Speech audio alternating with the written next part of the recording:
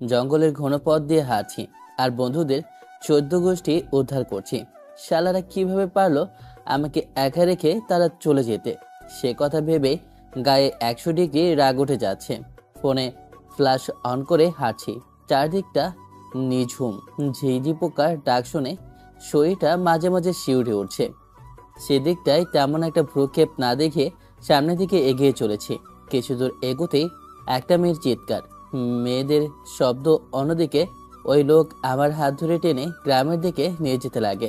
শুনতে পাই নিমেষে বুকটা ভয়ে ধুপড়ে ওঠে। কি করবো বুঝতে না পেরে সামনের দিকে গুটি গুটি পা করে এগোচ্ছিলাম। যতই সামনের দিকে এগোচ্ছি ততই মেয়েটির চিৎকার চেঁচামেচির শব্দটা দীর্ঘ হচ্ছে। আর একটু এগোতেই দেখি দুইটা ছেলে মেয়েটাকে নিয়ে ধস্তাধস্তি করছে।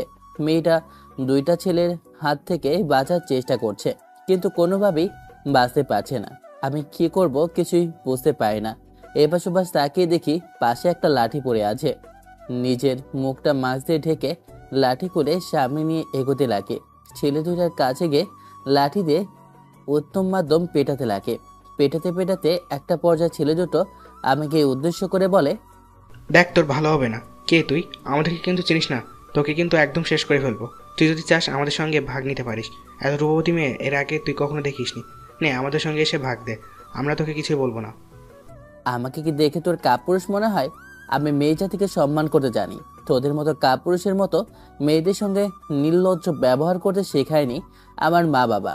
কথাটি বলে আর এক মুহূর্ত না বসে থেকে ছেলে দুইটাকে লাঠি দিয়ে আবারও মারা শুরু করি। আমার লাঠির বাড়ি খেয়ে ছেলে দুইটা সেখানে আর না দাঁড়িয়ে থেকে সেখান থেকে দৌড় দেয়। অন্যদিকে ছেলে দুইটা যাওয়ার পরপরই সেখানে চারিপাশ থেকে অনেকগুলো লোকের আগমন হয়। প্রত্যেকজনের হাতে একটা করে টর্চ লাইট, আর হাতের লাইট নিমিষেই আমাদের দুজনকে চারদিক থেকে ঘিরে ফেলে। লোকগুলোর এমন ব্যবহার দেখে অনেকটাই ভয় পেয়ে যায়। হঠাৎ তাদের মধ্যে থেকে একটা লোক আমাদের দিকে এগিয়ে এসে বলে, তোমরা কে? আর এই ঘন জঙ্গলের ভিতর কি করছো? কিছুক্ষণ আগেই তো এইখান থেকে চিৎকার চেঁচামেচির শব্দ শুনতে পারলাম, তার কারণেই আমরা ছুটে আসলাম। তাহলে এই মেয়েটাই কি চিৎকার করছিল? আর তার কারণ তুমি? না আঙ্কেল, আপনি ভুল ভাবছেন। আমি মেয়েটাকে বাঁচাচ্ছি। দুইটা ছেলে মেয়েটার সঙ্গে খারাপ ব্যবহার করছিল। আমি তাদেরকে মেরে এখান থেকে ভাগিয়ে দিয়েছি। লোকগুলো আমার কথা শুনে তেমন একটা ভ্রুক্ষেপ দেখায় না। আমার কথা তারা যেন বিশ্বাসই করছে না। অন্যদিকে মেয়েটার দিকে তাকিয়ে দেখি এখনো সে নীরব, কান্না করছে। কি করবে কিছুই বুঝে উঠতে পারছি না। আমিও মাঠের দিকে তাকিয়ে আছি। তখন এই লোকটা মেয়েটির কাছে গিয়ে বলে, মা, কান্না করো না। কি হয়েছে তোমার? আমাদেরকে খুলে বলো। ওই ছেলেটা কি তোমার সঙ্গে খারাপ ব্যবহার করতে নিয়েছিল? লোকটার এমন প্রশ্ন শুনে আমি মাটির দিক থেকে দৃষ্টি সরিয়ে মেয়েটার দিকে তাকাই। দেখি মেয়েটা এখনো মাটির দিকে তাকিয়ে কান্না করছে। বোধহয় অনেক ভয় পেয়ে আছে, এখনো কথা বলতে পারছে না। সে তখনই লোকটা সকলকে উদ্দেশ্য করে বলে, আমাদের আর কিছু বোঝার বাকি নেই। যা বোঝার তা বুঝে নিয়েছি। চলো এখন তোমরা দুইজন। তখন আমি লোকটার দিকে প্রশ্নসূচক দৃষ্টি নিক্ষেপ করে বলি, আঙ্কেল, কই নিয়ে যাবেন আমাদেরকে? আর কি বলছেন এইগুলো? নষ্টামি করার সময় ঠিকই কোনো দিকে হেরফের থাকে না। এখন বলছি, কই নিয়ে যাচ্ছি তোদের? আমাদের সঙ্গে আয়, ঠিকই দেখতে পারবি কই নিয়ে যাচ্ছি তোদের। এই তোরা মেয়েটাকে নিয়ে আয়। আমি এই ছেলেটাকে নিয়ে যাচ্ছি। দেখে তো মনে হচ্ছে শহরের ছেলে পেলে দিন দিন গ্রামটা নষ্ট করে ফেললো। এরাই ঘুরতে এসে গ্রামের মধ্যে অনৈতিক কাজকর্ম করে বেড়ায়। এর জন্যই আমাদের গ্রামের নাম নষ্ট হচ্ছে ধীরে ধীরে। এখন যদি এদেরকে শাস্তি না করি তাহলে দেখবি এরপর আর একজন এমন কাজ করবে। এর থেকে এদের দুজনকে বিয়ে করিয়ে দিই, তাহলেই ভালো হবে। তোরা কি বলিস? লোকটার কথা শুনে আমি যেন আকাশ থেকে মাটিতে ধপাস করে পড়ি। নিজের কানকে যেন বিশ্বাস করতে পারছি না। আজ এত বড় সিদ্ধান্ত, নিজের জীবনের উপর অপরিচিত একটা মেয়েকে কিভাবে বিয়ে করব। আর যেখানে সেই মেয়েটার সম্পর্কে অর্থাৎ নামও জানি না। তখন এই লোকটার কথা শুনে সেখানে অবস্থিত প্রত্যেক লোকে সম্মতি জানায়। তারপর মেয়েটাকে একটা মেয়ে এসে ধরে নিয়ে যায়। অন্যদিকে আমার কাছেও কিছু লোক এসে আমাকে ধরে এই গ্রামের মধ্যে নিয়ে যেতে লাগে। আমি তাদের বারবার করে বলেছি, আঙ্কেল বিশ্বাস করেন, আমি মেয়েটাকে বাঁচানোর জন্য এখানে এসেছি। মেয়ে তার সঙ্গে দুইটা ছেলে এসে খারাপ ব্যবহার করছিল। তখন মেয়েটা অনেক চিৎকার চেঁচামেচি করে। আপনাদের মতো আমিও ছুটে আসি সেখান থেকে। লাঠি তুলে ছেলে দুটাকে অনেক মারধর করে। তারপর তারা দুজন সেখান থেকে চলে যায়। আর তখনই আপনারা সেইখানে আসেন। কিন্তু আমার এমন কথা শুনে কেউ কোনো ভ্রুক্ষেপই দেখায় না, যেন তারা নিজেদের কথার উপরে অটুট। তারপর আমি আর কোনো কথা না বলে তাদের সঙ্গে সহযোগভাবে হেঁটে চলেছি। একটু পর একটা বাসার সামনে গিয়ে লোকগুলো ডাকাডাকি করতে লাগে। তারপর ওই বাড়ির মধ্যে থেকে একটা লোক বের হয়ে এসে বলে, কি হয়েছে এত রাতে এইখানে আপনারা? আর সঙ্গে করে ওই দুইটা ছেলে মেয়েকে নিয়ে এসেছেন যে? কোনো সমস্যা হয়েছে? সমস্যা মানে? ঘোর সমস্যা। গ্রামের মধ্যে দিন দিন নষ্টামি শুরু হয়েছে, আর আমরা গ্রামের মানুষ হয়ে কিছু করতে পারতেছি না। তাই হাতে নাতে আজকে এই দুইটাকে ধরেছি নষ্টামি করার সময়। এখন আপনি এই দুইটা ছেলে মেয়েকে বিয়ে করিয়ে দেন। লোকগুলোর কথা শুনে সেইখানে থাকা মৌলবী সাহেব আমাদের দিকে এগিয়ে আসে। আমাদের দুজনকে একটু পর্যবেক্ষণ করে মৌলবী মশাই আমাদের দুজনকে উদ্দেশ্য করে বলে, তোমাদের দুজনকে দেখে অনেক সম্ভ্রান্ত পরিবারের ছেলে মেয়ে মনে হচ্ছে, কিন্তু তোমরা এমন কাজ করতে গেলে কেন? নিজেদের মা বাবার কথা কি একবারও মনে করলে না? তোমরা যারা তোমাদের মানুষ করতে গিয়ে কঠোর পরিশ্রম করে, তোমাদের বড় করতে গিয়ে তাদের কত যে কাঠখড় পোড়াতে হয়, সেদিকে তোমাদের কোনো হেলদোল আছে? মৌলবী মশাইয়ের এমন কথা শুনে নিজেকে আর সামলাতে না পেরে মৌলবীর হাত ধরে বলতে লাগে, বিশ্বাস করেন আঙ্কেল, আমরা কিছুই করিনি। এই লোকগুলো আমাদেরকে ভুল বুঝেছে। এই মেয়েটার সঙ্গে দুইটা ছেলে খারাপ ব্যবহার করতে নিয়েছিল। আমি তা দেখে নিজেকে আর সামলাতে না পেরে পাশে থাকা লাঠি দিয়ে ছেলে দুটাকে অনেক মারধর করি। পরে ছেলে দুটা সেখান থেকে চলে যায়। তারপরেই সেখানে এই লোকগুলো চলে আসে। আমার এমন কথা শুনে সেখানে থাকা ওই লোকটা পুনরায় বলে, মৌলভী সাহেব, এদের কথা বিশ্বাস করেন না। এর আগে দেখলেন না দুইটা ছেলে মেয়েকে ধরেছিলাম, কত আকুতি মিনতি করলো তাদেরকে যেন বিয়ে না দেই বলে ছেড়ে দিলাম। সেই পরে গিয়ে দেখি মেয়েটা নদীতে ঝাঁপ দিয়ে আত্মহত্যা করেছে। তারপরে কি হলো, সম্পূর্ণ দোষ আমাদের ঘাড়ের উপর আসলো। এর থেকে এদের দুজনকে বিয়ে দিয়ে দিই, হাতে নাতে ধরেছি। তারপর এরা মিনতি করে পরে আবার যদি ওই বিষয়টার মতো হয়, তাহলে কিন্তু আমাদের সকলকে পুলিশ ধরে নিয়ে যাবে। লোকটার এমন কথা শুনে আমি অনেকটাই অবাক হই। লোকটার কথার কোনো আগামাথাই খুঁজে পাচ্ছি না আমি। তারপর মৌলবী তার রুমের মধ্যে চলে যায়। একটু পর বের হয় হাতে একটা ব্যাগ নিয়ে। তারপর সেই বাড়িতে থাকা কাজের ছেলে মেয়েগুলো চারদিকে চেয়ার গুছিয়ে দেয় বসার জন্য। তারপর মৌলবী একটা চেয়ারে বসে ব্যাগ থেকে কিছু কাগজপত্র বের করে লেখালেখি শুরু করে। অন্যদিকে আমি মেয়েটার দিকে তাকিয়ে রেখে আছি। তার সামনে এত কিছু হয়ে যাচ্ছে, কিন্তু মেয়েটার মুখ দিয়ে একটা কথা বের হচ্ছে না। অন্যদিকে বন্ধুদেরও 14 গোষ্ঠী উদ্ধার করছি। শালাদের জন্যই আজকে এমন দিন দেখতে হচ্ছে। আমি আসতে চাইছিলাম না, শালারা জোর করে আমাকে নিয়ে এসে আবার আমাকে রেখেই তারা চলে গেছে। ফোনের দিকে তাকিয়ে দেখি ফোনে তেমন একটা চার্জ নেই, একটু পর বন্ধ হয়ে যাবে। বারবার বন্ধুকে ফোন করছি, কিন্তু এই দুর্গম এলাকায় নেটওয়ার্ক সমস্যা থাকায় কোনো কল যাচ্ছে না তাদের ফোনে। সেইখানে কিছুক্ষণ দাঁড়িয়ে থাকার পর মৌলবী সাহেব লেখালেখি শেষ করে আমাদের দিকে একটা কাগজ এগিয়ে দিয়ে বলে, বাবারা, এইখানে সাইন করে দাও তোমরা। কিরে, এত নির্বোধ কি করে হতে পারিস? এটা তোদের বিয়ের কাগজের গর্ধব? এত বড় হয়ে গেছে শেষ পর্যন্ত বিয়ের কাগজ জানিস না কোনটা? ছেলেটার কথা শেষ হতে না হতেই সেখানে থাকা লোকগুলো পুনরায় হাসতে লাগে। তখনই রেগে মৌলবী সাহেবের হাত থেকে কলমটা কেড়ে নিয়ে সেইখানে সাইন করে দেই। অন্যদিকে যখন মেয়েটা সাইনের পালা, তখন মেয়েটা তার কাপড় দিয়ে চোখের পানি মুছে বলে, কি শুরু করেছেন আপনারা? সেই শুরু থেকে দেখছি, কিন্তু কোনো কথাই বলছি না আপনাদের কথার উপরে। আপনারা কি একটাবারও আমার কথা শুনতে চেয়েছেন? নিজেরা তো যা মন চেয়েছে তাই করে যাচ্ছেন। একটাবার কি আমার কথা জানতে চেয়েছেন কেন আমি কান্না করছিলাম? আর ছেলেটা কি আসলেই আমার সঙ্গে খারাপ ব্যবহার করেছে কিনা? আপনাদের গ্রামে কি কোনো আইন কানুন নাই? আমাদের নিজেদের কোনো মতামত নাই? আপনারা যা আইন বের করবেন আর আমরা তার অনুযায়ী চলবো।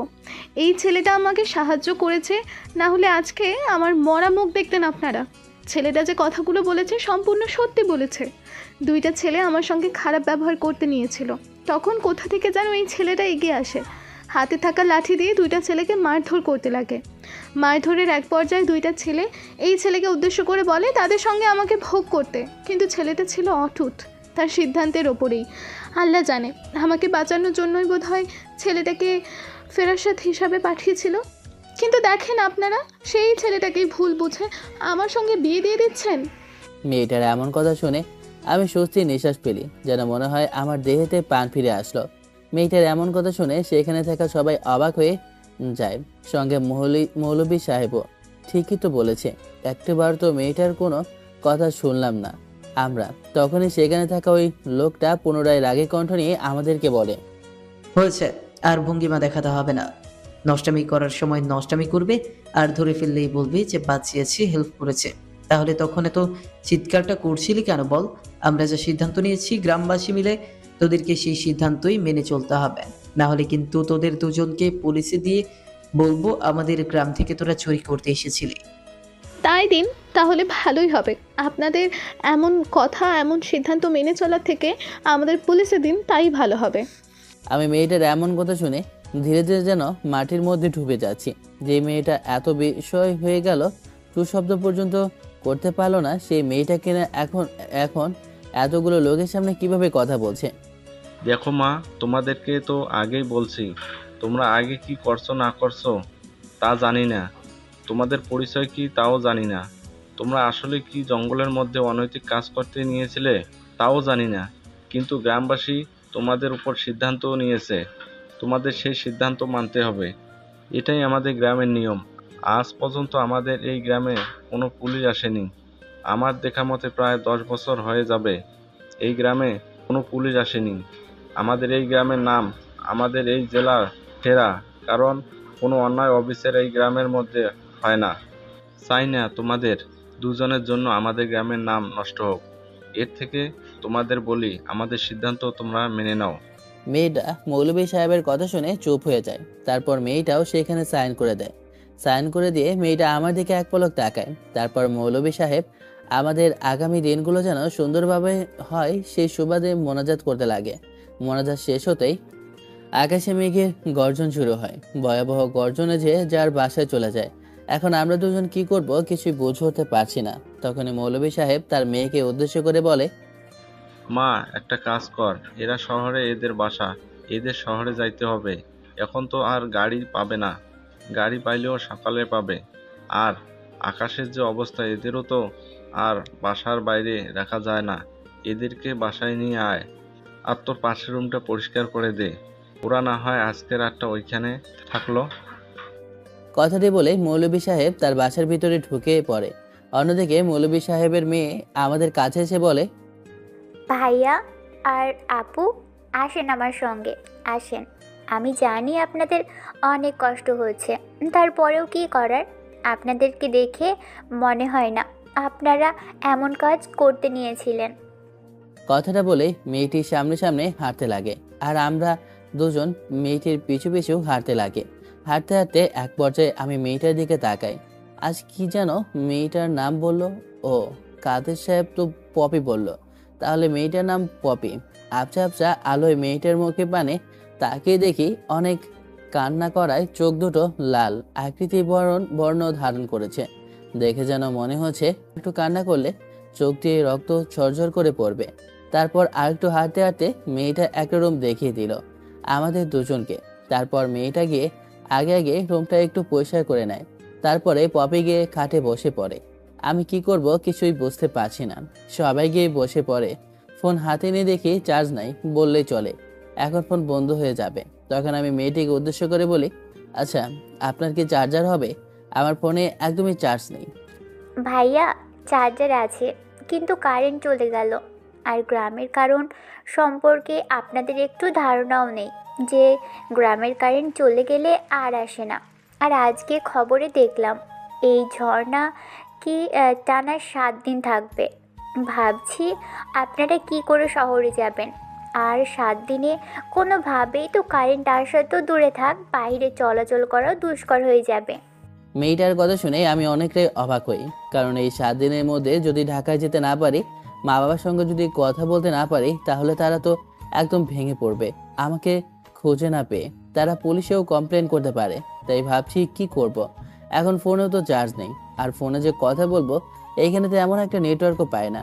গল্পের মাঝখানে চলে আসলাম, কিন্তু এখন পর্যন্ত আপনাদেরকে আমার পরিচয়টাই দেওয়া হলো না। আমার নাম মোহাম্মদ স্বাধীন শেখ। আমি মা বাবার একমাত্র সন্তান। একমাত্র সন্তান বললেও ভুল হবে। আমার একটা ছোট্ট বোন আছে যার বয়স 3 বছর। আমার বাবা শহরের নামকরা একজন ব্যবসায়ী। আমাদের ঢাকায় 2টা গার্মেন্টস ফ্যাক্টরি আছে। বাবা সেটা দেখাশোনা করে। আর বন্ধুদের সঙ্গে বান্দরবন এসেছিলাম ঘোরাফেরা করার জন্য। দিনভর ঘোরাফেরা শেষ করে রাতের বেলায় মাকে ফোন করার জন্য একটু তাদের থেকে আলাদা হয়ে যাই। আলাদা হয়ে হাঁটতে হাঁটতে অনেকটা দূরে চলে যাই। তারপর মাকে ফোন করার চেষ্টা করি, কিন্তু আমার ফোনে নেটওয়ার্ক আসে না। তাই বেশি কিছু চিন্তা না করে সেখান থেকে সোজা আমাদের ক্যাম্পাস যেখানে হয়েছিল সেখানে চলে আসি। এসে দেখি কেউ নেই, সব চলে গেছে। আমি তো দেখে পুরো অবাক হয়ে যাই। ওদেরকে ফোন করার চেষ্টা করি, বাট আমার ফোনে নেটওয়ার্ক না থাকায় তাদেরকে ফোন করতে পারি না। আর চিন্তা না করে কি করব, জঙ্গলের রাস্তা ধরে হাঁটতে লাগে। হাঁটতে হাঁটতে কি হলো তা তো আপনারা দেখতেই পারলেন। হঠাৎ চিন্তা ভাঙে মৌলভী সাহেবের মেয়ের কথা শুনে। আচ্ছা ভাইয়া, সত্যি করে বলো কি হয়েছিল? তোমাকে দেখে আর আপুকে দেখে তো মনে হয় না তোমরা এমন কাজ করতে গিয়েছিলে। গ্রামের মানুষ তোমাদেরকে শুধু শুধু মিথ্যা অপবাদ দিয়েছে, এটা আমি ভালো করেই জানি। আসলে আপু বলো না, আমার বন্ধুরা আমাকে রেখে তারা বান্দরবান থেকে চলে যায়।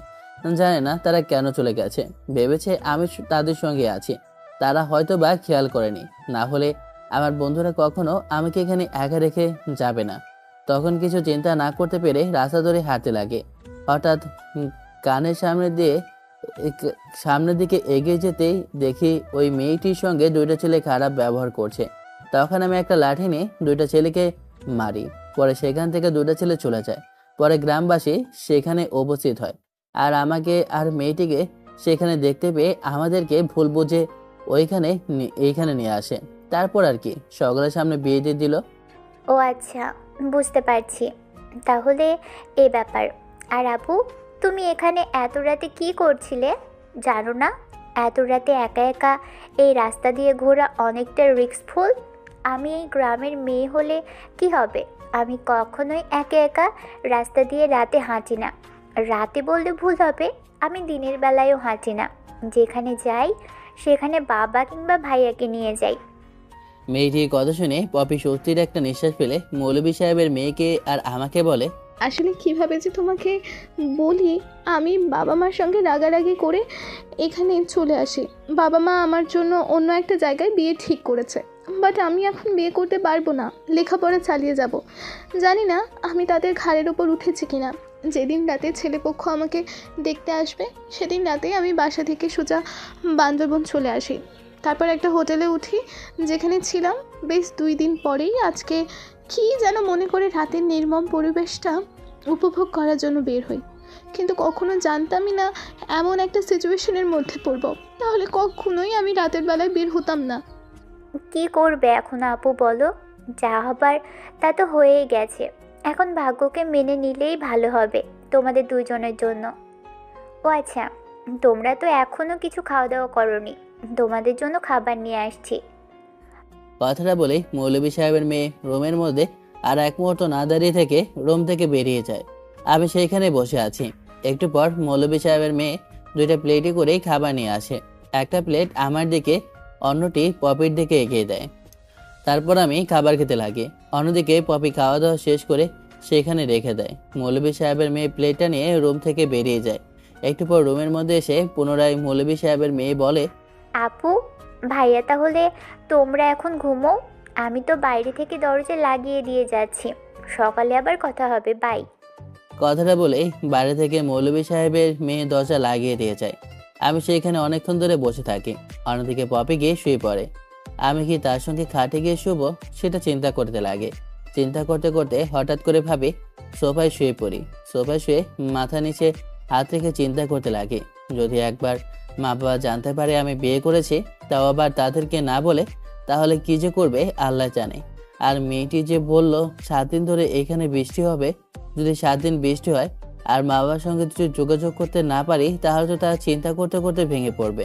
চিন্তা করতে করতে একটা সময় কোথা দিয়ে যে ঘুমিয়ে পড়ি আল্লাহ জানে। হঠাৎ ঘুম ভাঙে, বুকের উপর ভারী কিছু অনুভব করায়। টিপ টিপ করে চোখ খুলে দেখি পপি আমার বুকের উপর শুয়ে আছে, আমাকে শক্ত করে জড়িয়ে। যেন মনে হয় মেয়েটা অনেক ভয় পেয়ে আছে। হঠাৎ মেয়েটি কেন আমার বুকের উপর এসে শুয়ে পড়লো, এর কোনো কারণ খুঁজে পাচ্ছি না। আমি হঠাৎ বাইরে অনেক বজ্রপাতের শব্দ শুনতে পাই।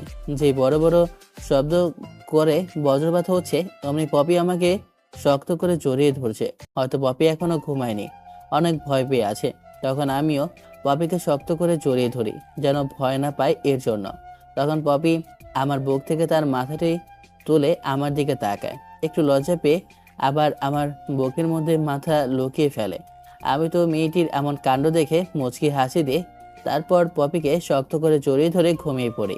সকালবেলা ঘুম ভাঙতে দেখি পপি এখনো আমার বুকের উপর শুয়ে আছে। আমি হালকা নড়তেই পপির ঘুম ভেঙে যায়। তারপর আমার বুক থেকে উঠে সোজা ওয়াশরুমে চলে যায়।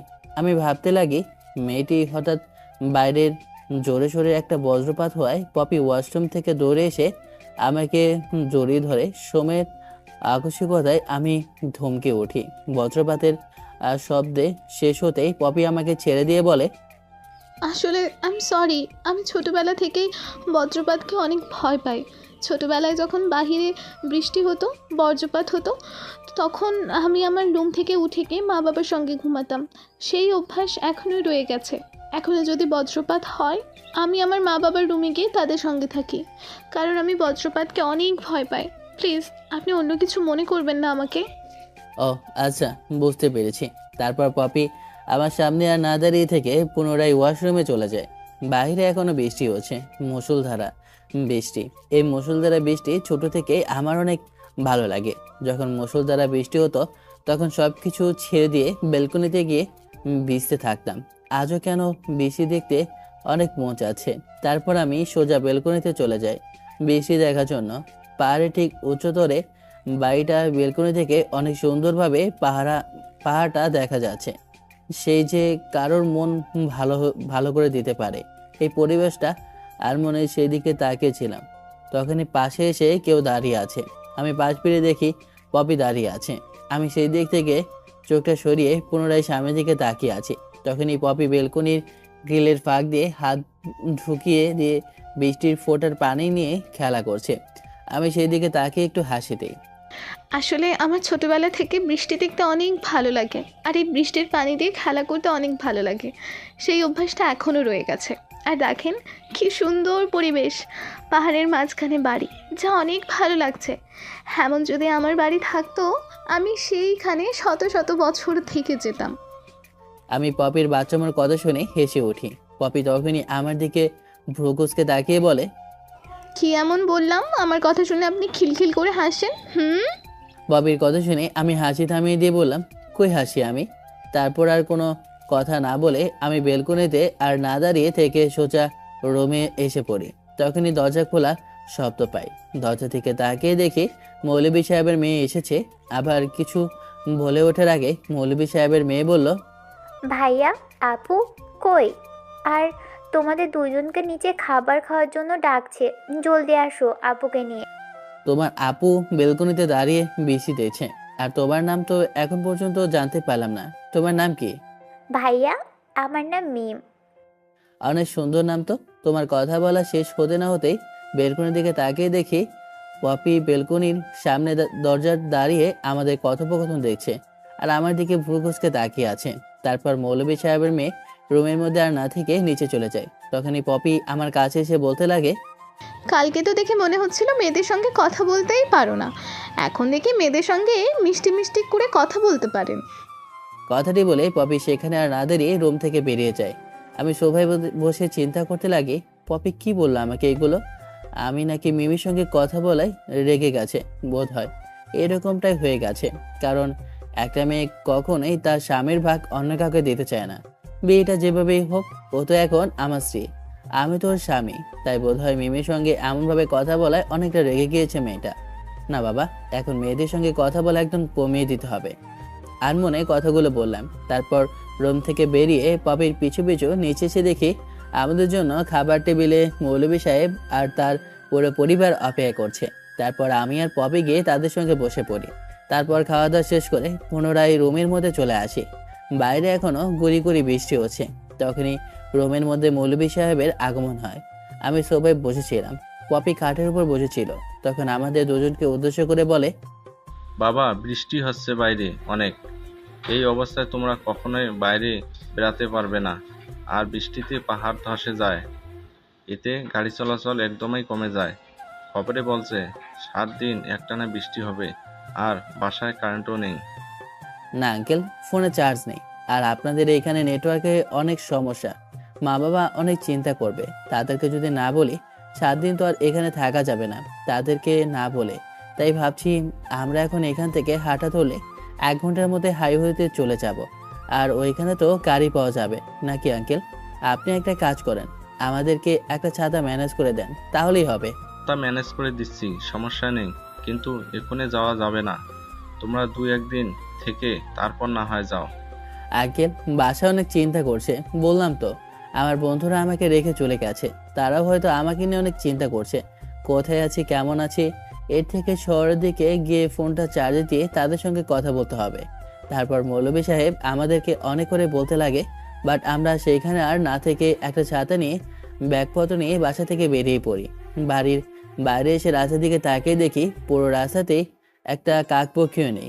সেখানে তো গাড়ি ঘোড়া থাকা দূরে থাক। তারপর সামনের দিকে হাঁটা ধরি, তখনই পপি আমাকে বলে, বৃষ্টি বন্ধ হলে না হয় বাসায় যেতাম। এত বৃষ্টির মধ্যে বাসায় যাওয়ার রিস্ক না নি, যদি বজ্রপাত হয় তাহলে কি হবে বলেন? আর বজ্রপাত দেখে আমি অনেক ভয় পাই, তা তো আপনি জানেনই। পপির সঙ্গে কথা বলতে বলতে অনেকটা দূরে চলে আসি। ঠিক বুঝতেই পারলাম না কয়টা বাজে। এখন আকাশে এখনো কালো মেঘ আছে, টিপ টিপ বৃষ্টি পড়ছে। এক ছাতার মধ্যে পপি আর আমি চাপাচাপি করে সামনের দিকে হেঁটে চলেছি। পাহাড়ের ঢাল বেয়ে পানি বেয়ে রাস্তা দিয়ে যাচ্ছে, দেখতে অনেকটাই ভালো লাগছে। মনের মধ্যে এক অন্যরকম ভালোবাসা বিরাজ করছে।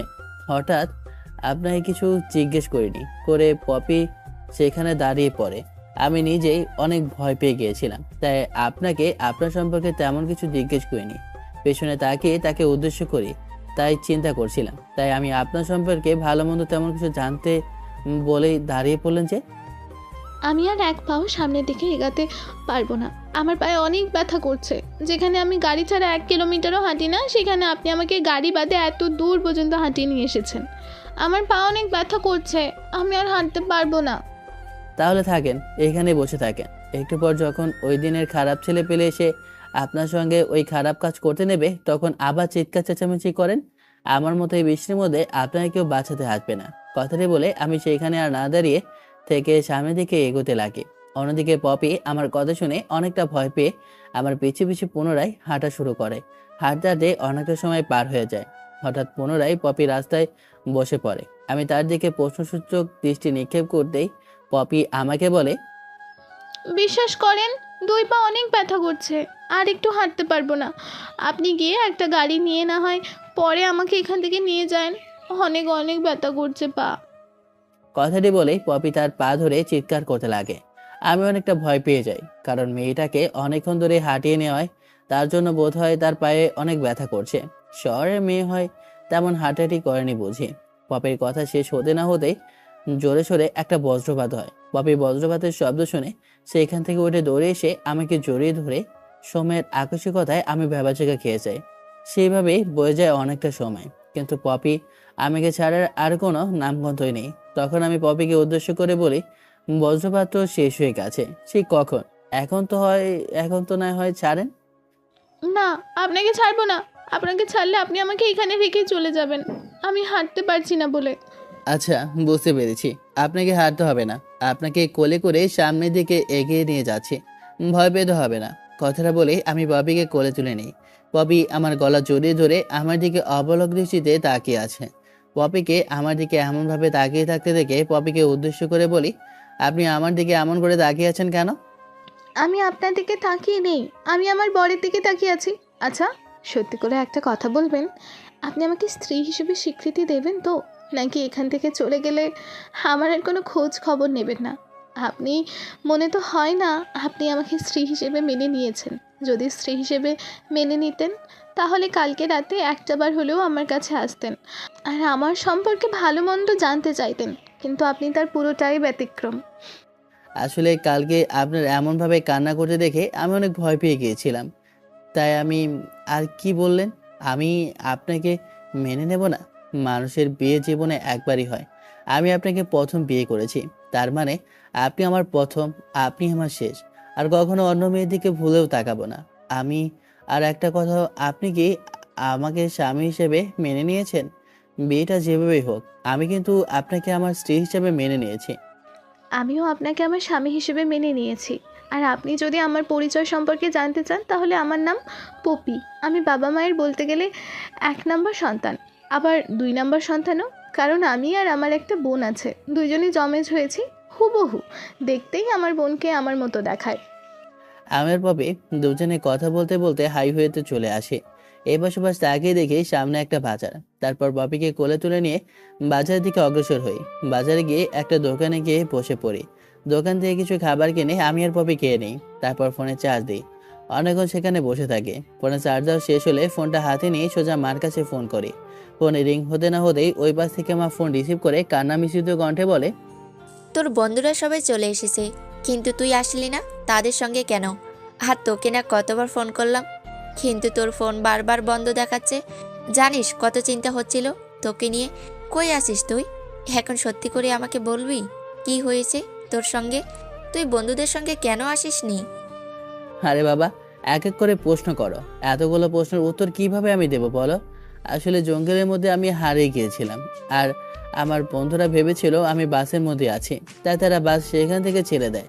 কিন্তু আমি সেইখানেই ছিলাম না, অনেকটা দূরে এসেছিলাম তোমাদেরকে ফোন করার জন্য। বান্দরবনে বড় বড় পাহাড় ঘুরে তেমন একটা নেটওয়ার্ক পাচ্ছিলাম না। আচ্ছা রাখো, সেসব কথা আমি পরে বলবো। এখন অনেক ভালো আছি, আর বাস স্টেশনে দাঁড়িয়ে আছি, বাসের অপেক্ষা করছি। একটু পরেই বাস আসলে রওনা দেব। আর তুমি যেন আমাকে নিয়ে চিন্তা করো না। আচ্ছা বাবা, ভালোই ভালোই গাড়ি করে বাসায় আয়, আর গাড়িতে উঠে আমাকে ফোন করবি, বুঝলি? কথাটা বলে মার সঙ্গে আরো টুকিটাকি কিছু কথা বলে ফোনটা রেখে দিই। তখনই আবার ফোন করি বন্ধুদেরকে। এক এক করে সবার ফোনে ফোন করি, কিন্তু কেউ আমার ফোন রিসিভ করে না। বুঝতে পারে না তাদের কি হয়েছে। সবাইকে ফোন করেছে, কিন্তু তারা আমার ফোন রিসিভই করছে না কেন। তারপর দোকানদারকে তার বিল মিটিয়ে দিয়ে দোকান থেকে বের হয়ে হাইওয়ের সামনে এসে ঢাকার উদ্দেশ্যে যাওয়ার 2টা বাসের টিকিট কেটে নেই। তখন আমি পপিকে উদ্দেশ্য করে বলি, আচ্ছা আপনি তো আপনার নাম বললেন, বাট আপনার বাসা কোথায়, আপনার বাবা কি করে, এগুলো তো কিছুই বললেন না। ও সরি, আপনাকে তো এগুলো বলাই হয়নি। আমার বাবা একজন গার্মেন্টসের ব্যবসায়ী। তিনি ঢাকায় 3টা গার্মেন্টস ফ্যাক্টরি আছে। আর আমাদের বাসা হচ্ছে উত্তরা। সেখানেই আমি আর আমার ফ্যামিলি সবাই থাকি। আর আমার বাসায় দালগাদি মা, বাবা আর বললাম তো আমার একটা যমজ বোন আসে। তারপর পপি তার পরিবার সম্পর্কে খুঁটিনাটি আমাকে সবকিছু বলতে লাগে। আমি মনোযোগ দিয়ে তার কথোপকথন শুনছি। হঠাৎ আমার হাত থেকে পপি ফোন কেড়ে নিয়ে বলে, ফোনের লকটা খুলে দেখি আপনি কত মেয়ের সঙ্গে চ্যাট করেন আর কত মেয়ের সঙ্গে আপনি কথা বলেছেন। পপির কথা শুনে আমি আমার ফোনের লক খুলে দিয়ে তাকে দেখিয়ে দিই। পপি আমার ফোনের মেসেঞ্জারে ঢুকে কাদের সঙ্গে কথা বলি সব কিছু দেখছে। কলেজে গিয়ে কাদের সঙ্গে কথা বলছি সেগুলো দেখছে। যে মেয়েদের নাম পাচ্ছে সে আমাকে জিজ্ঞেস করছে, এই মেয়েটাকে। তখনই গ্যালারিতে ঢুকে অনেকগুলো পিক দেখতে পায় একটা মেয়ের সঙ্গে। তখনই আমার দিকে রেগে তাকিয়ে বলে, আপনি না বলেন আপনি কোনো মেয়ের সঙ্গে রিলেশন করেন না আর রিলেশনশিপে নেই, আর এইগুলো কি একটা মেয়ের সঙ্গে এমন ঘনিষ্ঠ পিকচার কেন? পপের কথা শুনে আমি ওর দিকে বড় বড় দৃষ্টিতে তাকিয়ে বলি, এটা হচ্ছে আমার ফ্রেন্ড, আর একে মেকআপ সিনেসে লাগে। আমাদের ফ্রেন্ড সার্কেলে সবাই ওকে মেয়ে না ছেলে হিসেবে চেনে। আর এগুলোকে দেখছেন, ও আমার সঙ্গে দুষ্টুমি ফাজলামি করার সময় তো আছে, আর ডিলিট করার কথাও আমার মনে ছিল না। ও যেন আমার কথা তেমন একটা বিশ্বাস করলো না। এখন আমার দিকে রাগে দৃষ্টিতে তাকিয়ে আছে। তখনই ফোনটা নিয়ে ক্যামেরা অন করে আমার আর ওর দুজনের পিক তুলে আমার ফেসবুকে গিয়ে স্টোরিতে গিয়ে আমার আর তার পিকটা স্টোরি দিয়ে বলে, she is my love, she is my wife. আমি বারবার নিষেধ করি, বাট পপি তার কথায় অটল ছিল। তারপর ফোনটা তার কাছে রেখে দিয়ে আমাকে উদ্দেশ্য করে বলে, এই পোস্ট দেখার পর একটু পর আমি আবারও ফোন অন করে দেখব কতগুলো মেয়ে তোমাকে মেসেজ করে, দেখি কি বলে। যদি কোনো মেয়ের নেগেটিভ মেসেজ দেখি তাহলে তো তোমার খবর আছে। কথাটা বলেই পপি আমার দিকে রাগে দৃষ্টি নিক্ষেপ করে তাকায়। একটু পর একটা বাস এসে আমাদের সামনে ব্রেক করে। তারপর বাসে উঠে বসে এখনো বৃষ্টি হচ্ছে মিটি। পপির কথা অনুযায়ী একটু পর পপির ফোনের লক খুলতে বলে আমাকে। তারপর আমি তাকে ফোনের লক খুলে দিতেই পপি দেখে আমার বন্ধু বান্ধবীরা অনেক মেসেজ করেছে, বাট কোনো মেয়ে তেমন নেগেটিভ দেখতে পায় না। তখন ফোনটা আমার দিকে এগিয়ে দিয়ে বলে, গুড গুড। এত স্মার্ট চেহারা হওয়ার পরও কোনো গার্লফ্রেন্ড নেই? অনেক ভালো লাগলো। বিয়ের সময় তোমার দিকে একবার তাকিয়ে দেখেছিলাম, ভেবেছিলাম হয়তো 10-5টা গার্লফ্রেন্ড আছে, কিন্তু দেখি প্রত্যেকটা ছেলে থেকে তুমি একদমই ভিন্ন। আমি পপির দিকে ফ্রোকসকে তাকিয়ে তার কথাগুলো শুনছিলাম। হঠাৎ করে পুনরায় আবার আমার হাত থেকে ফোনটা কেড়ে নিয়ে তার ফোন নাম্বার আর ফেসবুক আইডিটা দিয়ে বলে, এটা হলো আমার ফোন নাম্বার আর এটা হলো আমার ফেসবুক আইডি। বাসায় গিয়ে সোজা আমাকে ফোন করবা, না হলে কিন্তু তোমার খবর আছে। আর আমি বাসায় গিয়ে ফোন অন করব। আর হ্যাঁ, একটা কথা, আগে যা করেছো করেছো, এখন কিন্তু কোনো মেয়ের দিকে ভুলেও তাকাবে না। যদি আমি এমন কোনো কিছু জানতে পারি তাহলে কিন্তু তোমাকে একদম শেষ করে ফেলবো, বলে দিলাম। সতর্ক কিন্তু বারবার করে দিলাম, আমার জিনিস কেউ যেন হাত না দেয়। পপির কথা যত শুনছি ততই যেন অবাক হয়েছি। একটা মেয়ে কীভাবে এত বাচ্চামো হতে পারে। পপির কথা শুনে আমি হেসে ফেলি। তখন আমার দিকে বড় বড় দৃষ্টিতে তাকিয়ে বলে, পপির কথা শুনে আমি হাসি থামিয়ে দিয়ে ওর দিকে তাকিয়ে বলি, আচ্ছা আপনি যেভাবে বলছেন আমি সেইভাবেই চলবো। তারপর পপি বাইরের দিকে তাকিয়ে থাকে। গাড়ি চলছে তার আপন গতিতে। আমি ফোনটা অন করে বন্ধুদের সঙ্গে চ্যাট করতেছি। তখনই সজীব ফোন করে। আমাকে ফোন রিসিভ করে ওকে উদ্দেশ্য করে বলি, শালারা আমাকে ফেলে চলে গিয়েছিস বান্দরবনে। আমার কি অবস্থা তোরা একবারও দেখেছিস? আমি বাসের মধ্যে আছে কি না? তোদের তো সেই দিয়ে কোনো হেলদোলি ছিল না। সবগুলো কি নেশাবান করেছিলি নাকি? হ্যাঁ, তোদের এত এত করে ফোন করলাম, এত এত মেসেজ করলাম, বাট কোনোটাই তোরা দেখিস নাই। আমার শালারা তোদের জন্য আমার লাইফটা অন্যদিকে মোড় নিল। এখন কি করবো আমি কিছুই বুঝতে পারছি না। আচ্ছা বাবা, বুঝতে পারলাম আসলে সবাই অনেক ড্রিঙ্ক করে ফেলেছিলাম। ড্রাইভার আর হেল্পার আমাদের সবাইকে সেখান থেকে ধরাধরি করে বাসের মধ্যে নিয়ে আসে। সবাই অনেক ড্রিঙ্ক করে ফেলেছিলাম, তাই আমাদের মধ্যে সব কিছু আমাদের কন্ট্রোলের বাইরে চলে গিয়েছিল। সেখানে তুই আছিস না কি আমাদের সেদিকে কোনো কোনো খেয়ালই ছিল না। ড্রাইভার আর হেল্পার সেখানে যাদেরকে পেয়েছে তাদেরকে সেখান থেকে তুলে নিয়ে এসেছে। আর তুই তো বোধহয় সেখান থেকে ফাঁকে ছিলি, তাই তোকে বোধহয় পাইনি, তাই তুইও আমাদের সঙ্গে আসতে পারিসনি। এক্সট্রিমলি সরি বন্ধু, প্লিজ কিছু মনে করিস না। আর তুই এখন কোথায়? আর বললি যে লাইফের নতুন মোড় নিয়েছে, মানেটা কি বুঝলাম না। তুই এখন আমার স্টোরি দেখিসনি? সবাই দেখে আমাকে কতজন কত কথা বলছে, বা তুই তো শালা এখনো তো নেশাই কাটেনি। যা আন্টিকে বল তোকে লেবু দিয়ে চা করে দিতে, তাহলে তোর নেশা কাটবে। কথাটা বলেই আমি ফোনটা কেটে দিই। তখন পপির দিকে তাকিয়ে দেখি পপি আমার দিকে বড় বড় দৃষ্টিতে তাকিয়ে আছে। আমি দৃষ্টি সরাতেই পপি আমাকে বলে, কি? তার মানে তোমার সব বন্ধুরা ড্রিঙ্কস করে, নেশা করে? তাহলে তো তুমিও তাদের সঙ্গে থাকো, তার মানে তুমিও ড্রিঙ্কস করো, নেশা করো। আজ থেকে বলে দিলাম তাদের সঙ্গে থাকবে না, আর ড্রিঙ্কস নেশা হতে দূরত্ব রাখবে, এই বলে দিলাম। আরে তুমি শুধু শুধু ভুল বুঝছো। আমাদের বন্ধুদেরকে তারা মোটেও এমন ছিল না। সবাই বন্ধুরা একত্র হওয়াতে হয়তোবা একটু একটু ড্রিঙ্কস করেছে, তাই সবার মাতাল হয়ে গিয়েছিল। বললাম না কোনো না কোনো সমস্যা হয়েছে, না হলে তো তারা আমাকে কোনোভাবেই এখানে রেখে যাবে না। সবাই ড্রিঙ্কস করে মাতাল হয়ে গিয়েছিল।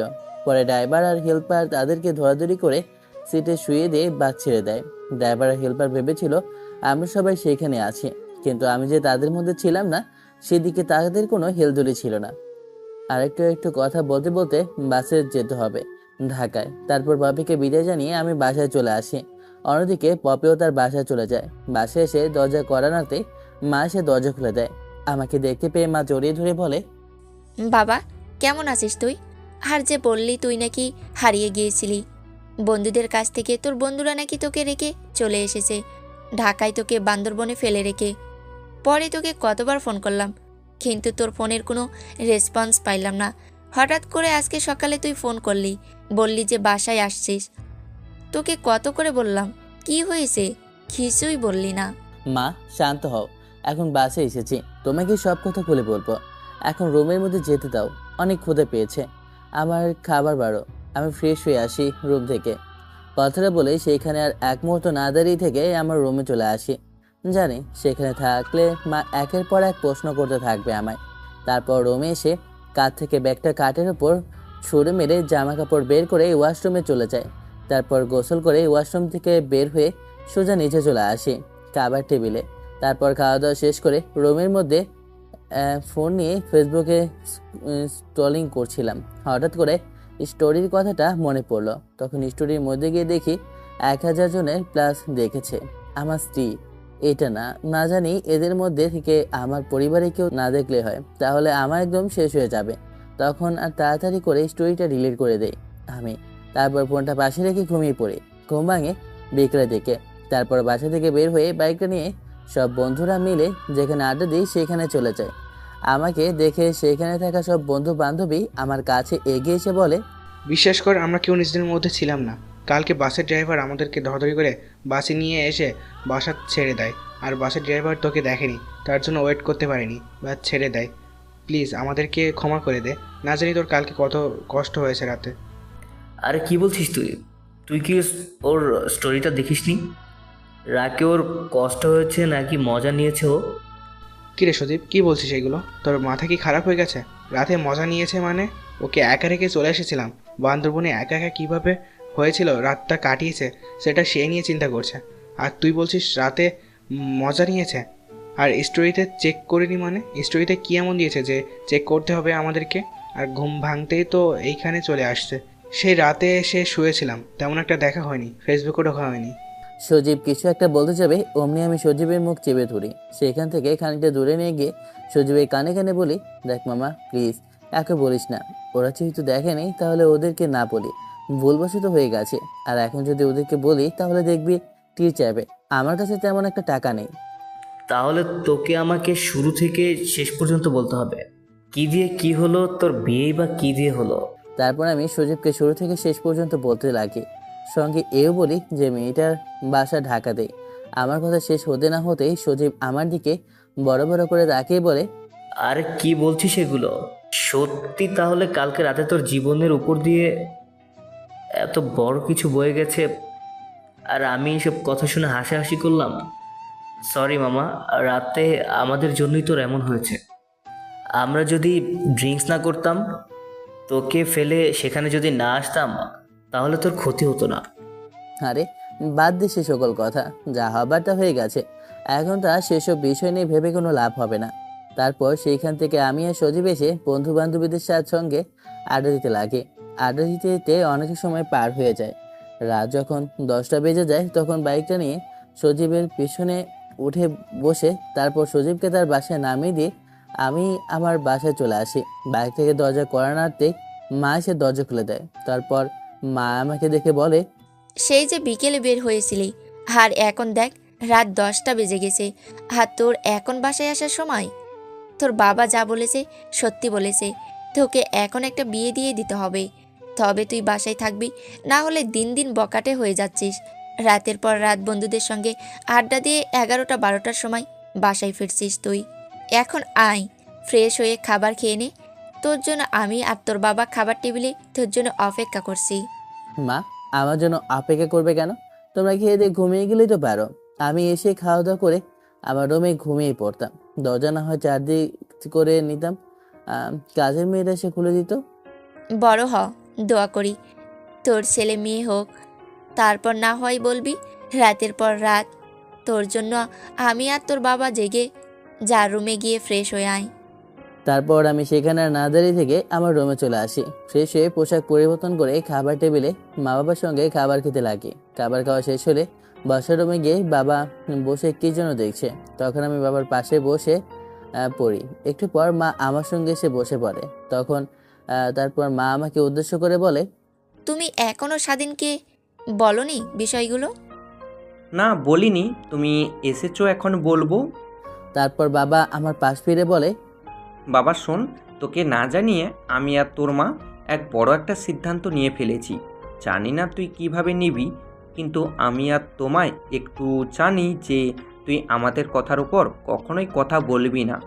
আমি আর তোর মা সিদ্ধান্ত নিয়েছি তোকে বিয়ে দেব, পড়ালেখা করবি, প্লাস আমার সঙ্গে আমার ব্যবসা প্রতিটা কি দেখাশোনা করবি। দিন দিন বুড়ো হয়ে যাচ্ছি, না জানি কখন কি হয়ে বসে। এর থেকে তোকে ব্যবসাটা ভালোভাবে বুঝিয়ে দেব তোর হাতে। আমি বাবার কথা শুনে আকাশ থেকে পড়ি। বাবা মার কথার ওপরে আজ পর্যন্ত আমি একটা কথা বলিনি। তার জন্য বোধহয় বাবা মা এমন সিদ্ধান্ত নিয়েছে। জানি তারা তাদের কথার ওপর কখনো আমি বরখিলাপ করব না, কিন্তু আমি যে তাদের এই কথাটা রাখতে পারছি না। আমি যে বিবাহিত, কিন্তু মা বাবাকে কি করে আমি বলবো? তখন আমি আমতা আমতা করে বলি, বাবা, এখন তো আমার পড়ালেখার বয়স, এখন বিয়ে করবো মানে? তুমি কি বলতে চাচ্ছ? তুমি আর তোমার ব্যবসার কাজে সহযোগিতা মানে? আমার তোমার সঙ্গে কথা ছিল কি, আর তুমি বলছিলে যে ব্যবসার কাজে সহযোগিতা করব আমি অনার্স শেষ করার পর। হ্যাঁ, বলেছিলাম পার্থ তোকে বিয়ে করতে হবে, এটাই আমাদের শেষ কথা। আর এই পিক দেখ, এখান থেকে কোন মেয়েটাকে তোর পছন্দ হয়?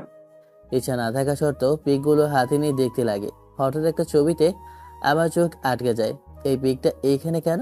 মানে বুঝতে পারতেছেন না তো? পপির পিক। আমি তো দেখে অবাক হয়ে যাই, কারণ পপি বলল যে সে বিয়ের জন্য এখানে পালিয়ে এসেছে। তার মানে কি তার বাবা মা ঘটকের কাছ থেকে এখনো পিকগুলো সরিয়ে নেয়নি? অন্যদিকে মা বাবা একটা ছবি দেখে অনেকক্ষণ তাকিয়ে থাকতে দেখে তারা নিজেদের মধ্যে নিজেরাই চোখ দিয়ে ইশারা করে। তখনই বাবা আমার হাত থেকে পিকটা কেড়ে নিয়ে বলে, বুঝতে পারছি আমার ছেলেটার এই মেয়েটাকে পছন্দ হয়েছে। দেখতে তো পুরো মাশাআল্লাহ। দেখো দেখো, স্বাধীনের মা, মেয়েটা তো পুরো পরীর মতো। আমাদেরও কিন্তু অনেক পছন্দ হয়েছে মেয়েটাকে। তাহলে কি আমরা এখন তোমার বিয়ের এই ব্যাপারে এদের পরিবারের সঙ্গে কথা বলবো?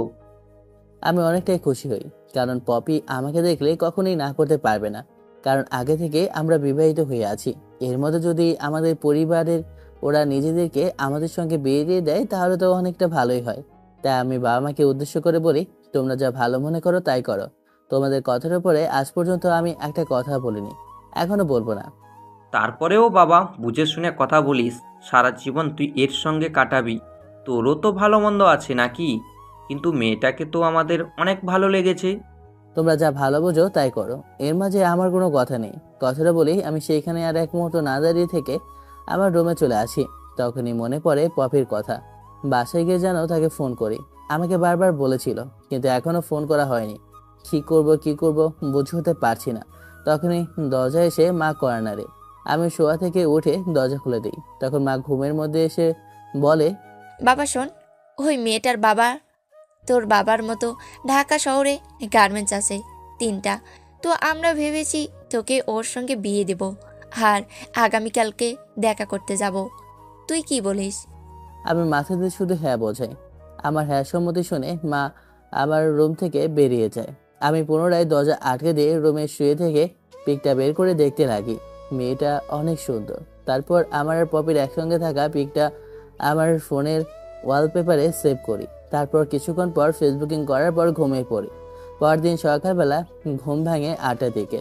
ঘুম থেকে উঠে ফ্রেশ হয়ে খাবার টেবিলে এসে খাওয়া দাওয়া শেষ করে রুমে গিয়ে নিজেকে একটু পরিপাটি করে নিই কলেজে যাওয়ার জন্য। তারপর ব্যাগটা কাঁধে নিয়ে গ্যারেজ থেকে ব্যাগটা বের করে কলেজের উদ্দেশ্যে রওনা দিই। কলেজে গিয়ে সবাই যেখানে আড্ডা দেয় সেখানে চলে যায়। সেখানে গিয়ে দেখি কেউ নেই, শুধু সজীব বসে আছে।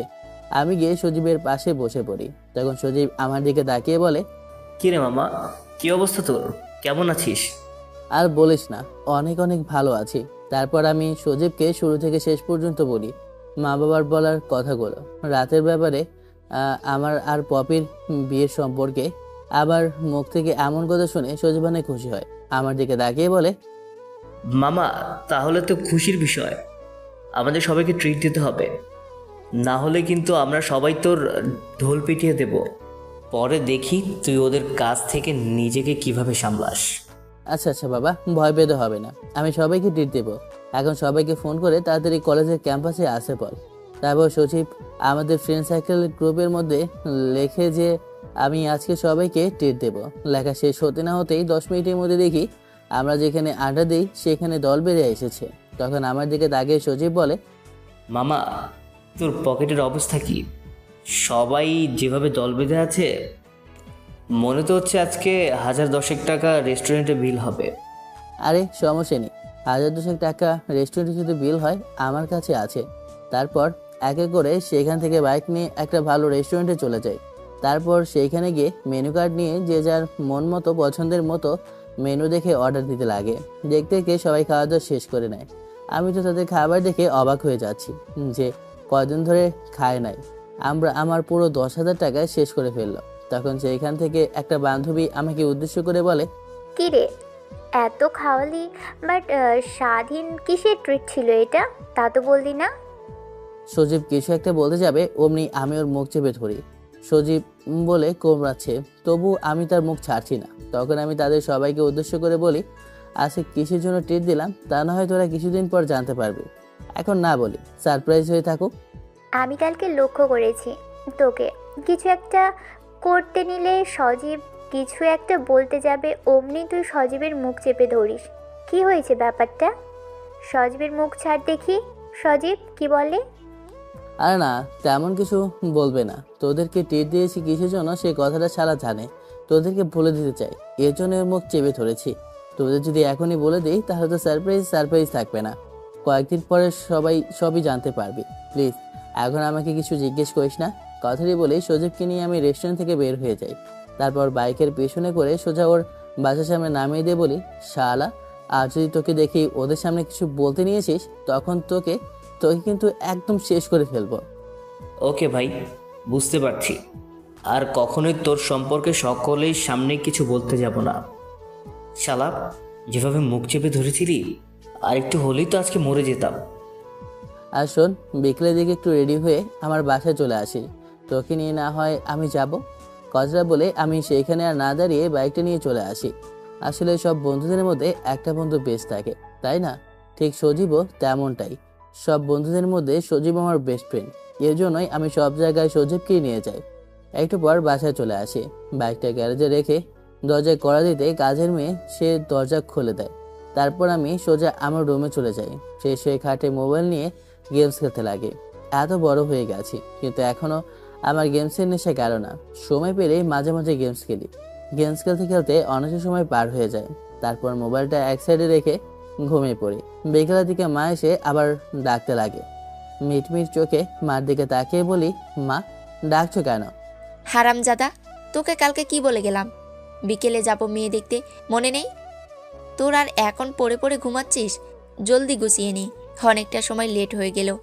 তোর বাবা একটু আগেই বাসায় এসেছে। আমি বাস থেকে ফোনটা হাতে নিয়ে দেখি বিকাল 3টা বেজে গেছে। তারপর খাট থেকে উঠে ওয়াশরুমে গিয়ে ফ্রেশ হয়ে নিই। তারপর নিজে একটু গোছগাছ হয়ে রুম থেকে বের হয়ে দেখি মা বাবার ঘরে এসে বসে আছে।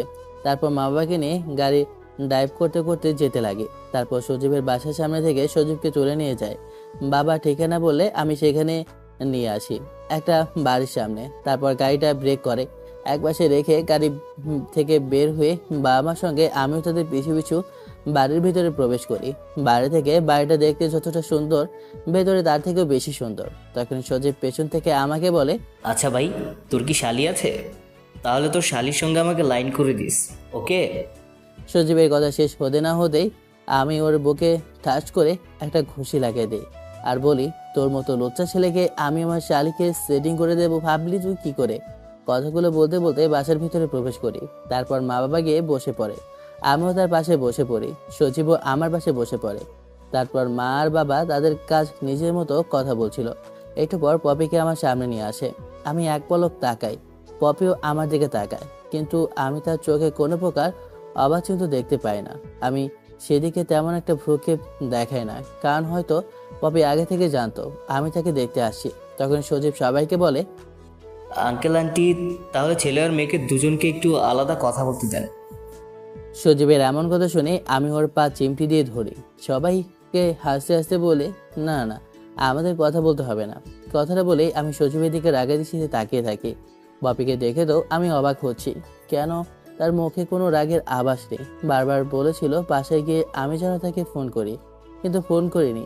ভেবেছি আজকে দেখা হলে আমাকে একদম শেষ করে ফেলবে, কিন্তু কি হলো, আমার দিকে তো তেমন কোনো রাগের দৃষ্টিতে তাকাইনি সে। আর মনে বলছিলাম কথাগুলো।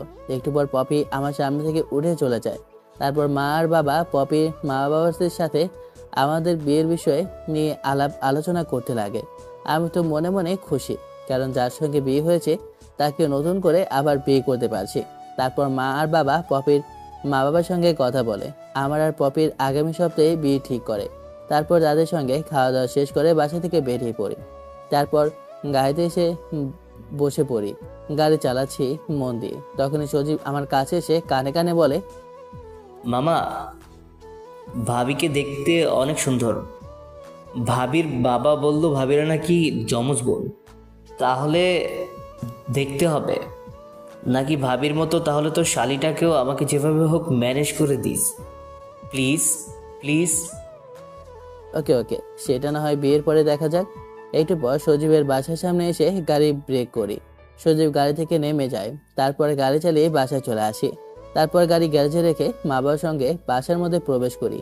রুমে গিয়ে ওয়াশরুমে যাই। ফ্রেশ হয়ে খাটে এসে বসে ভাবতে লাগি, মেয়েটা বোধহয় অনেক রেগে আছে।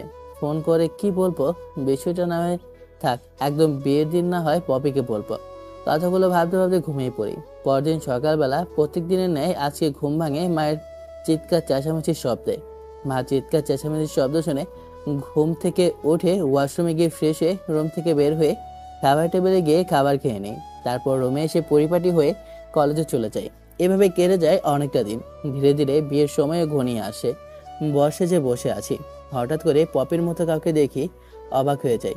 এখন তো এর এইখান দিয়ে ঘোরাঘুরি করার কথা না, এখন তো সাজগোজ করার কথা। বা এইখানে কেন? তখনই আমার কাছে এগিয়ে আসে আর আমার দিকে রাগে দিছিয়ে তাকায়। আমি কিছুই বুঝতে পারছি না। তারপর সেখানে হলভর্তি মানুষের মধ্যে আমার হাত ধরে সেখান থেকে টেনে নিয়ে ছাতে যায়। সময়ের আবশ্যিকতায় ভেবাচেকায় নিযুক্ত সুখে নেই, তার দিকে তাকিয়ে আছি। আমি তখনই আমার দিকে তাকিয়ে ছল দৃষ্টিতে তাকিয়ে বলল, কি এগুলো? হ্যাঁ, আমার বোনকে বিয়ে করেছেন মানে? আপনি তো আগে থেকে বিবাহিত, আর ভুলে গেছেন আমি আপনার স্ত্রী? তাহলে আবার বিয়ে মানে? আমি অবাক হয়ে পপের দিকে তাকিয়ে বলে, ওইটা তুমি না? 1 সপ্তাহ আগে যে মেয়েটিকে দেখেছিলাম ওইটা তুমি ছিলে না? না না না, আমি হতে যাব কেন? সেদিন আপুকে দেখতে আসছিলেন, বাট আমি একটা কাজে শহর থেকে বাইরে গিয়েছিলাম, তাই আপনার সঙ্গে দেখা করতে পারিনি। পরবর্তীতে বাসায় এসে আপনার ছবি দেখতে চাই, বাট আপু আমাকে দেখায় না, চেনে না কিসের জন্য। আর আজকে আমি আপনাকে এখানে দেখে পুরো তো অবাক হয়ে গিয়েছি। তার মানে আপনার সঙ্গে আমার বড় বোনের বিয়ে ঠিক হয়েছে? হ্যাঁ, ঠিক হয়েছে। আমি আপনার বোনকে দেখে ভেবেছি ওইটাই আপনি। আর তোমাদের দুই বোনকে দেখতে তো একদম একই রকম, কোনোভাবে বোঝার উপায় নাই। দুজন ভিন্ন, তাহলে আমি একই রকম, তাহলে আমি কিভাবে তোমাদের দুজনকে চিনতে পারবো বলো? আমার কথা শুনে পপি কান্না বেড়ে যায়। নিজেকে আর সামলাতে না পেরে আমাকে জড়িয়ে ধরে কিছু একটা চিন্তা করে আমাকে ছেড়ে দিয়ে নিজের হাত দিয়ে অশ্রু মুছে বলে, যা হবার তা হয়ে গেছে। ছোট থেকেই আমি আমার বোনের কাছ থেকে তার পছন্দের জিনিসগুলো কেড়ে নিই। জানেন, আগামীকালকে আমার বোন আমার সঙ্গে ঘুমাচ্ছিল, বলছে যে আমার সঙ্গে ঘুমাতে পারবে না, এটাই তার শেষ ঘুমানো, এরপর থেকে তার স্বামীর সঙ্গে ঘুমাবে। জানেন, আপনাকে নিয়ে কত কত কথা বলছে আপু। এত সুন্দর ছেলে তার জীবনে কখনো দেখেনি, অনেক ভালোবেসে ফেলেছে প্রথম দেখাতেই, অনেক অনেক কিছু। আমি চাই না, আমার বোন একটা জিনিস চেয়েছে মন থেকে, তাকে দেব না। সেই ছোটোবেলা থেকেই আপুর কাছ থেকে তার সব পছন্দের জিনিসগুলো আমি কেড়ে নিতাম। আজকে না, তার পছন্দের মানুষটাকে আমি কেড়ে নিতে পারবো না, তা পারবো না। আপনি আমাকে সময় পেলে ডিভোর্স দিয়ে দিন, আপনি আমার বোনকে বিয়ে করেন, এটা আপনার কাছে অনুরোধ থাকবে আমার। কি বলছো এগুলো তুমি? আমি তোমাকে বিয়ে করেছি মানে? তুমি আমার প্রথম স্ত্রী, আমি তোমাকে ডিভোর্স দিতে পারবো না। এখন গিয়ে আমি সবার সামনে বলবো যে আমি তোমাকে বিয়ে করতে চাই, তোমার বোনকে না। আমাদের মধ্যে মিস আন্ডারস্ট্যান্ডিং হয়েছে। এখন যদি আপনি গিয়ে সবার সামনে বলেন আমাকে বিয়ে করতে চান, তাহলে কিন্তু বাসর ঘরে আমার লাশ দেখতে পারবেন। তাই আমি বলবো আপনি আমার বড় বোনকে বিয়ে করে নেন আর আমাকে ডিভোর্স দিয়ে দিয়েন। কথাটা বলে সেখানে না দাঁড়িয়ে থেকে কাঁদতে কাঁদতে দৌড়ে সেখান থেকে চলে যায়। আমি তো হতভম্ব হয়ে সেখানে দাঁড়িয়ে আছি। হঠাৎ পেছন থেকে সজীব আমার কাঁধে হাত রাখে। আমি আমার চোখ মুছে ওর দিকে তাকিয়ে বলি, কি রে, কি হয়েছে? এখানে আসলি কেন? আমার তো একই প্রশ্ন। তুই এখানে বর আসন থেকে উঠে আসলি, তোর শালি তোকে ছাদে টেনে নিয়ে আসলো কেন? বুঝলাম না ব্যাপারটা। আরে তেমন কিছু না, শুধু ফাজলামি করার জন্য এখানে নিয়ে এসেছিল। ও আচ্ছা, এই ব্যাপার। আঙ্কেল আন্টি তোর জন্য নিচে অপেক্ষা করছে, আর কাজী সাহেব এসেছে তোদের বিয়ে পড়াবে বলে। জলদি আয়। তারপর আমি সেখানে না দাঁড়িয়ে থেকে সজীবের সঙ্গে ছাদ থেকে নেমে আসি। ছাদ থেকে নেমে আসতেই বিয়ে বাড়িতে চিৎকার চেঁচামেচি শুনতে পাই। আমি কিছুই বুঝতে পারি না। তখনই তাদের মধ্যে থেকে একটা মেয়ে আমার কাছে এসে বলে, ভাইয়া, আমাকে চিনতে পারছেন? আমি ওই মৌলভী সাহেবের মেয়ে। আপনাদেরকে যে বিয়ে হয়েছিল, আমাকে চিনতে পারছেন? আপনি কি করে পারছেন আপুকে বাদ দিয়ে আপুর বড় বোনকে বিয়ে করতে? আমি মিমকে বারবার চুপ করতে ইশারা করছি, কিন্তু মিম চুপ হচ্ছে না। তখন আমি কথা ঘোরানোর জন্য বললাম, তুমি এখানে কি করে আসলে? আমার কথার উত্তর দেন ভাইয়া। আবুকে বাদ দিয়ে কিভাবে আপুর বড় বোনকে বিয়ে করতে পারছেন আপনি? নিমিষেই বিয়ে বাড়িতে যেন থমথমে পরিবেশ ধারণ করে। মেয়েটি কি বলছে এগুলো কিছুই বুঝতে পারছে না। কেউ তখনই মিম সবাইকে উদ্দেশ্য করে বলে, আসলে ভাইয়া আগে থেকেই বিবাহিত, আর ভাইয়ের ওয়াইফ এখানে উপস্থিত, পপি আপু। বান্দরবনে তাদের দুজনকে গ্রামবাসী ধরে বিয়ে দিয়ে দেয়। এরপরে তারা সেখান থেকে চলে আসে। মিমের কথা শেষ হতে না হতেই মা বাবা আমার কাছে এগিয়ে এসে বলে, দেখ বাবা, মেয়েটা যা বললো সব কিছু সত্যি। তুই কি আসলেই বিবাহিত? আর মেয়েটি কেউ নয়, পপি মা? আমি মাথা নাড়িয়ে হ্যাঁ বোঝালাম। তো তুই আগে বললেই পারতি তুই বিবাহিত আর পপিমাকে বিয়ে করেছিস। আগে আমাদেরকে কেন বলিসনি বলতো? আসলে বাবা, তোমরা যখন পিক দেখাও আমি তখন ভেবেছিলাম এটা পপির বড় বোন না, এইটাই পপি, তাই আমি রাজি হয়ে যাই। আর তোমাদেরকে বলি নেই, কারণ তোমরা জানলে অনেকটা কষ্ট পাবে তার জন্য। কিন্তু দেখো, আজকে তোমরা সবই জানতে পারলে। যদি ওই দিন তোমাদেরকে সব কথা খুলে বলতাম, তাহলে আজকে এই দিনটা দেখতে হতো না আমার। অন্যদিকে বিশ্বাস কর তুই, আমি মোটেও ওকে বিয়ে করিনি, সব কিছু বানানো নাটক। তোকে আর বলতে হবে না, আমি বুঝতে পারছি সবই। তুই নিশ্চিত ছেলেটার উপরে অনেক রেগে আছিস।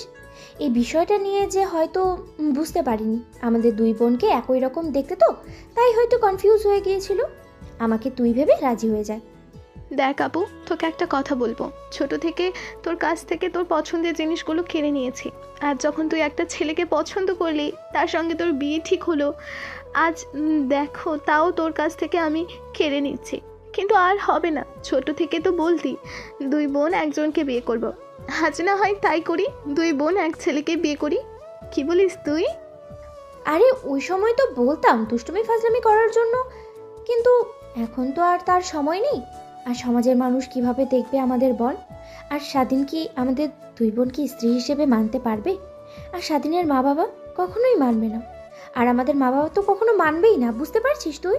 দেখ আপু, কে কি মনে করলো, সমাজ কি বললো, সেদিকে আমি ধারি না। এখন মা বাবা আর স্বাধীনের মা বাবাকে বোঝানোর দায়িত্ব তা আমাকে দিয়ে দে, আমি বুঝে নেব।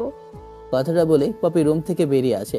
তারপর হলভর্তি মানুষের মধ্যে এসে তার বাবাকে আর স্বাধীনের মা বাবাকে একটা সাইডে নিয়ে গিয়ে তাদের সব কথা খুলে বলে। স্বাধীনের মা বাবা রাজি থাকে, বাট পপি তার মা বাবাকে রাজি করাতে পারে না। অনেক জোরাজোরিতে পপির মা বাবা রাজি হয়ে যায়। তখনই মাইক হাতে নিয়ে পপির বাবা সকলের সামনে অ্যানাউন্সমেন্ট করে, আপনারা এসেছিলেন আমার এক মেয়ের বিয়েতে দাওয়াত খেতে, এখন একসঙ্গে আমার দুই মেয়ের বিয়েতে দাওয়াত খাবেন, আর আমার দুই মেয়ের জন্য দোয়া করে যাবেন আপনারা।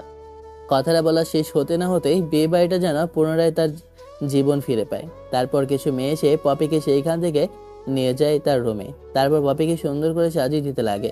সাজানো শেষ হলে পপিকে আর তার বোনকে দুজনকে একসঙ্গে স্টেজে নিয়ে আসে। স্বাধীনের মধ্যে রেখে দুই বোনকে দুই পাশে রেখে দেয়।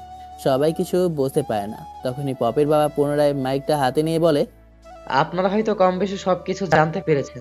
যেহেতু আমার মেয়ে আগে থেকেই স্বাধীনকে বিয়ে করে নিয়েছিল, আর বড় মেয়েও স্বাধীনকে অনেক পছন্দ করেছে, তাই আমরা সিদ্ধান্ত নিয়েছি যে আমাদের দুই মেয়েকে স্বাধীনের সঙ্গে বিয়ে দেব।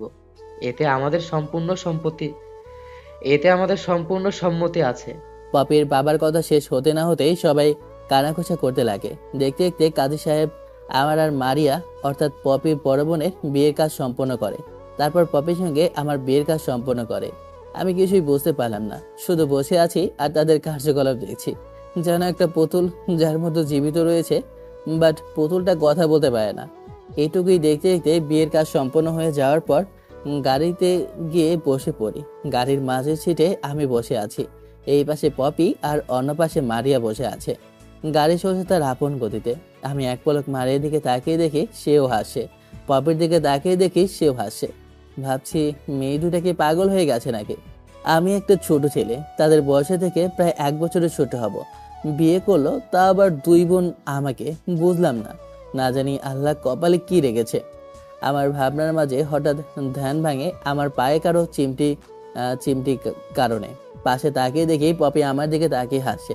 ভাবলাম এই কাজটা পপি হবে। তখন অন্য পাশে আবার মারিয়া চিমটি কাটে। ভাবছি আমার জীবনটা বুঝি এইভাবেই কাটবে, দুই বোনের অতিষ্ঠে ওই আমার জীবন পার হয়ে যাবে। কথাগুলো আনমনে চিন্তা করতে করতে বাসায় চলে আসি। তারপর গাড়ি থেকে নেমে সোজা চলে যাই তারপর বন্ধুদের সঙ্গে আড্ডা দিতে লাগে। আড্ডা দিতে দিতে ঘড়ির দিকে তাকিয়ে দেখি রাত 12টা বেজে গেছে। তারপর ছাদ থেকে নেমে দরজা খুলে রুমের মধ্যে প্রবেশ করে দরজাটা লাগিয়ে সামনের দিকে তাকাতে দেখি এক খাটে দুইজন বসে আছে। আমি সামনের দিকে আর একটু আগাতেই পপি আর মারিয়া দুজন খাট থেকে উঠে এসে আমাকে সালাম করে। আমি তাদের দুজনকে উঠিয়ে বউকের সঙ্গে জড়িয়ে ধরে বলি, সুখে থাকো মা, দোয়া করি অনেক বড় হও, ফুটবল টিমের মালিক হও দুজনে। কি কুত্তা, আমি তোর মা হই? আর কি বললি ফুটবল টিমের মালিক? আমরা যদি ফুটবল টিমের মালিক হই তাহলে তুই কি হবি বল? ও ছোট, ঠিক বলেছিস, ফুটবল টিমের মালিক হোক। দোয়া করেছি তাই না? এখন ফুটবল টিমের মালিক হতে গেলে তো তোমাকে লাগবে, তাই না? আমাদেরকে ফুটবল টিমের মালিক করো, আসো। কথাটা বলে পপি আর মারিয়া আমাকে সেখান থেকে ধরাধরি করে খাটে নিয়ে এসে ফেলে দেয়। তারপর দুই বোন মিলে আমাকে এলোপাথারি কিস করতে লাগে। ধীরে ধীরে আমরা তিনজন হারিয়ে যাই ভালোবাসার এক অতল গভীরে। ঘুম ভাঙে সকালবেলা। মিটমিট করে তাকিয়ে দেখি পপি আর মারিয়া দুজনে আমাকে শক্ত করে জড়িয়ে ধরেছে, যেন ছেড়ে দিলে আমি তাদের মধ্যে থেকে হারিয়ে যাব। তো এভাবেই কাটতে লাগে আমাদের সুখের সংসার। দোয়া করবেন আমাদের জন্য। আল্লাহ হাফেজ, ভালো থাকবেন, টাটা, বাই বাই।